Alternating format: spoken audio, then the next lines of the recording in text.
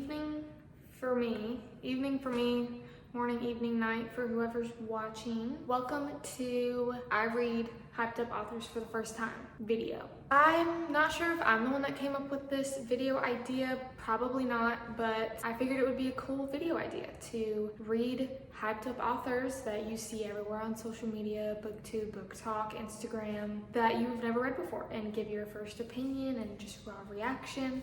I figured it would be a cool reading vlog prompt. So I've got 3 books that I've bought recently from new authors that are highly talked about on social media that I've just never gotten around to and want to now. First book is Ruth Ware, The Lying Game, and Riley Sager, The Only One Left, and then last but not least, Lynn Painter, Better Than the Movies. 2 of the 3 books that you just saw were my fall TBR, so nothing new. Now it's just the question of which book I should read first.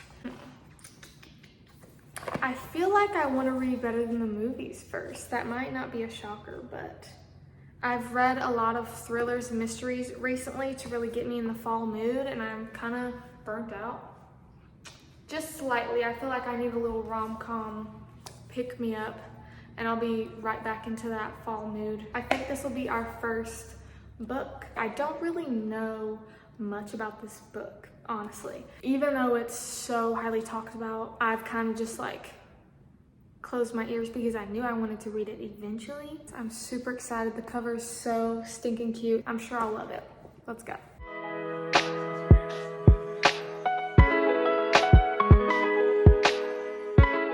Hey guys, how are we doing? This is the first time I'm talking today. I figured I would take a step away from school and talk on the camera about the first 100 pages of this book. That's about how far I've gotten. Yeah, I'm on page 105. I've hit the 100 page mark. So far, I really, really like this book. I think it's definitely gonna get a high rating for me. I love Lynn Painter's writing so far. Very easy to jump into, very easy to understand and picture the characters and the scene. I don't know why, but I'm obsessed with this book's description of high school. I love a good cheesy, stereotypical prom, getting ready in the bathroom in the morning, stopping by lockers, you know, talk like that, meeting in the hallway, hiding your phone under a desk type high school. Very romanticized in here, and I love it, honestly. So far this book, the main character's name is Libby.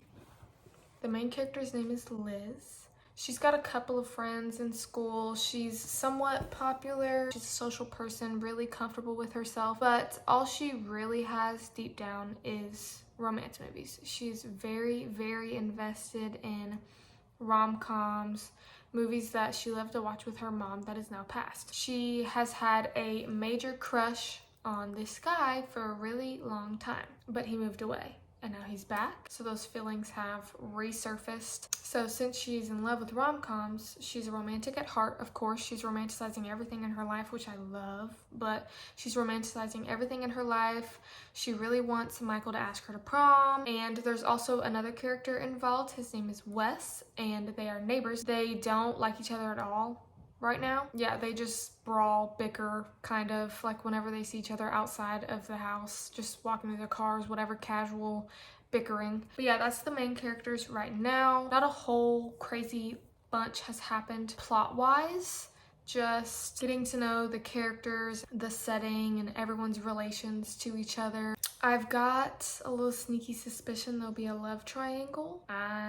We'll see. Also, I've decided that this vlog is going to be not super spoilery, but I'm not going to hold back a crazy bunch of information just because I feel like a lot of people have read this book. That's my thoughts at the moment. I plan to read and just burn through this book as much as I can and get back to y'all on what I'm thinking. It's about 2 hours later now. I've just been sitting on the couch and I think I've read like another 100 pages. When I talked to y'all last, I kind of got the feeling this book might be like a 4 stars, 4.25, 4.5. These past 100 pages have definitely surprised me with how much I'm enjoying this book. It's so good and it's so genuine, easy to get into and be there with the characters. I love this certain character with all my heart. They're just so sweet. Stupid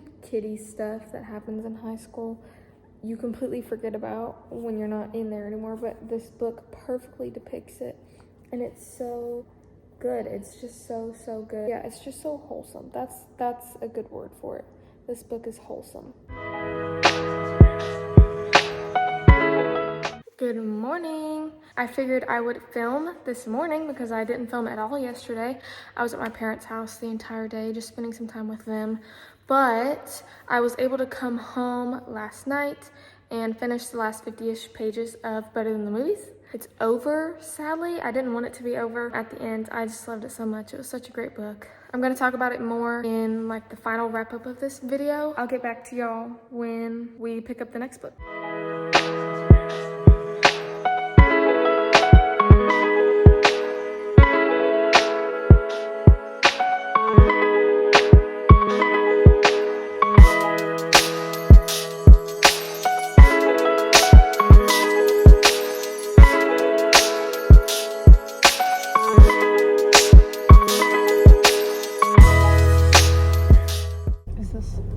Best we're gonna get, probably. All right, we're on the road. We're heading to the grocery store. Different point of view. Never vlogged and driven before. Is that the right grammar?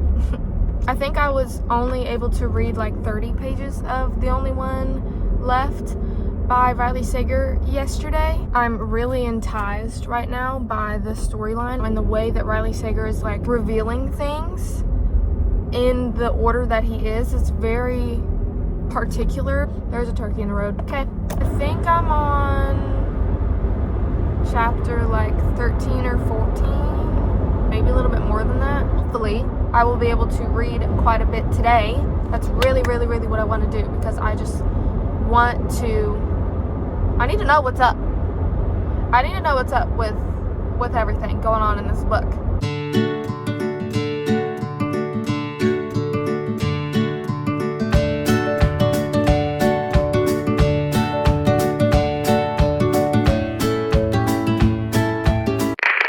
Hey guys, how are we doing? There's not much else I can say about the book just because I haven't read too much farther. I'm on chapter 32, page 264. I'm finding myself getting a wee bit bored, I guess is the word. I can't really figure out why. I'm entertained while I'm reading it. I'm still very intrigued nonetheless. The sequence that he reveals things are very intricate, very thought out. And I appreciate that. That definitely livens up the reading atmosphere. That's all I can really say right now. I'm gonna get back to it. Hey guys, it is the next day from the last time I talked to y'all, and I have officially finished The Only One Left by Riley Sager. I don't know, I'm kind of perplexed right now. The last little over 100 pages, I literally just sat on the couch, didn't talk to anybody, didn't go on my phone, didn't go outside, and read this and finished it because it was necessary. It was just, I could not put it down. There was no way that I was gonna be able to put it down and not have it consume me, because the suspense and the way that Riley Sager wrote the ending, specifically this entire book as a whole, but specifically the ending, and started tying things together and revealing things, was so thought out. I feel like I have to bump up the star rating that I have in my head just because the ending was so good. I feel like I have to give this book something. Very beautiful writing. The last book of this video, The Lying Game by Ruth Ware. Just based off of cover perception, I would call this a psychological thriller. Very floppy. I like it. We do like that. I will get back to y'all when I have read a good portion of this book and I start developing an opinion on it, I guess. Have something to say. But other than that, see you then. All right, so it is a couple days later. I believe the last time I talked to y'all was a Friday, right before I started this book, and now it's Monday, and I've read a good 100-ish pages, so I feel like I can finally come on here and talk to y'all a little bit about it. What I picked up so far is that the main character of this book's name is Isa Wilde, and you're getting two different timelines told from her point of view.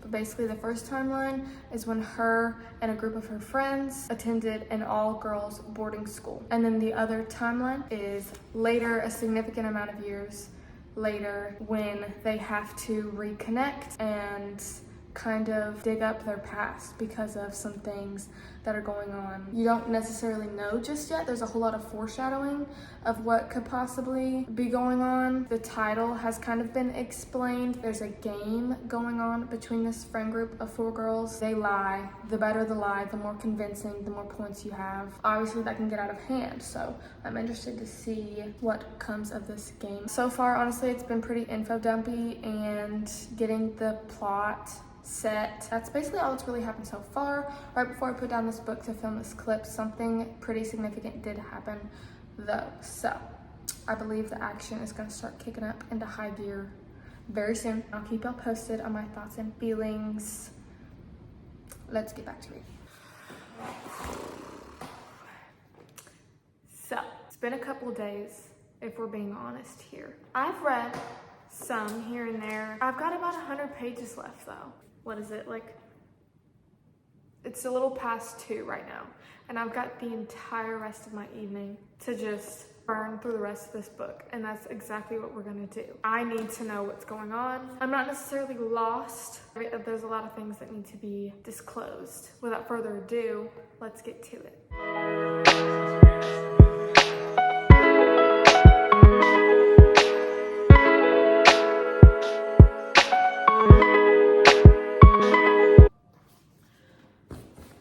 I'm pretty sure this book takes place, well, I know this book takes place in England, but there are British verbiage in here, I guess, or just different terms. Like instead of a stroller, pram. Very interesting aspect for sure. I hate, absolutely loathe miscommunication tropes.